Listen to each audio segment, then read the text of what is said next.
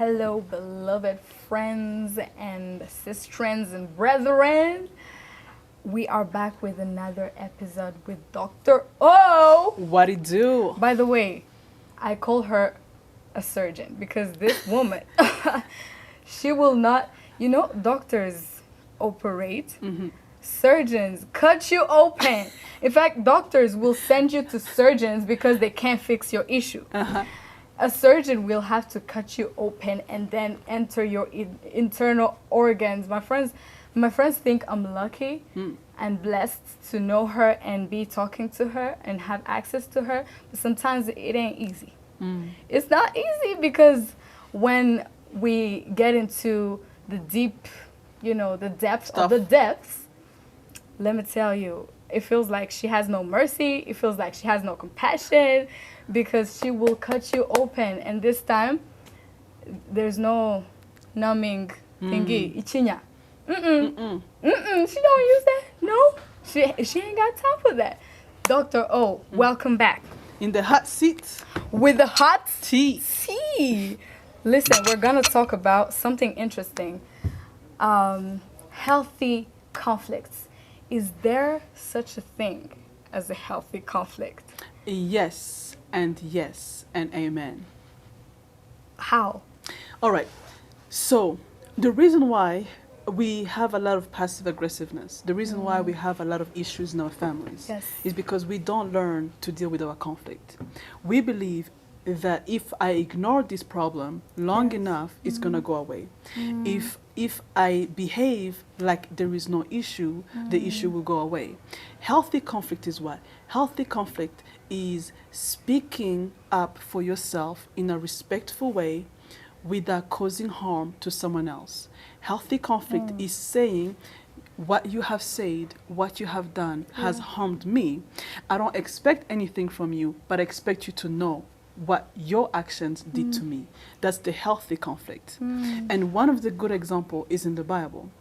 It was between Peter and Jesus. Peter got too comfortable with Jesus. Come on. Then when the Roman tried to arrest Jesus, that was part of Jesus' purpose. Then Peter decided, I'm about to stand up for you, when Jesus never asked Peter to do so. So some friends will do things for you you never asked for. Sip, right? So sometimes friends get too entitled that they stop speaking up for you. For all my friends out there, don't take this person, okay? I'm just listening, okay? Keep going. All right? So Peter decided to speak up for Jesus. He cut off the Roman's ear. So he uses violence. Jesus does not use violence. So what Jesus does, he heals the soldier, right? So now Jesus has to fix Peter's issues. Child, go slow on me. But here's how healthy conflict comes in. He heals. What we do, we fix the issue, but we don't speak to Peter. But Jesus speaks to Peter. Who are you to get in the way of God's will? You see, he calls him out. And that's what healthy conflict is that Jesus loved Peter enough to call him that he will build the church. All right? Yes. But he still loved him enough to call him on his crap. That's what healthy conflict is.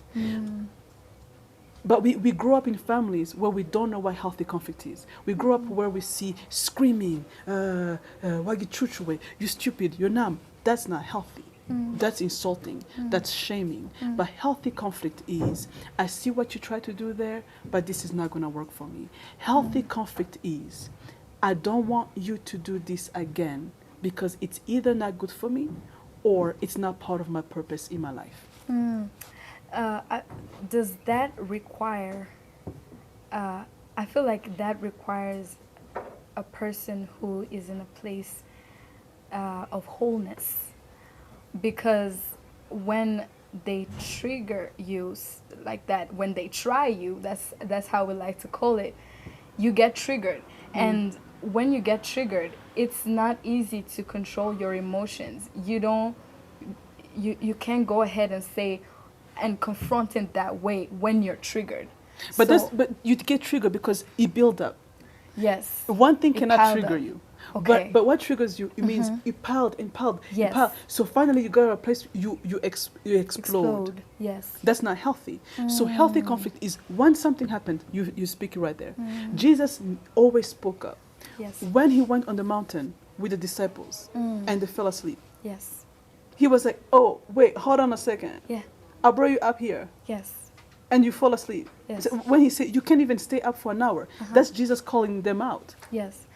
What about because this is very, very tricky, because some people will avoid conflict instead of having. So what you're trying to say is it's okay to have a conflict, but It's okay. make sure you're having a healthy conflict. Don't run away from it, because I feel like that's a problem with some of the people who have personalities like mine. We will distance ourselves, like just choose to ignore it, and then okay, I'm not saying it for me, but it's okay if you can, that's fine. I'm just saying sometimes we want to call it growth, right? So I'm taking this space.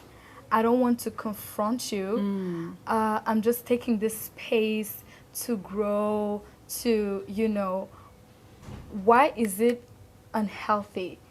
Can you talk about that?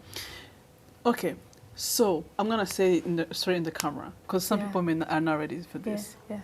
Sometimes the conflict in the relationship is not sometimes about the other person. Sometimes it has to do with you. Yes.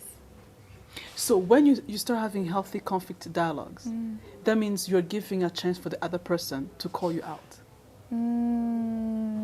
And many people want to call everybody else out, but they don't want anybody to call them out. Sip, gotomir, good.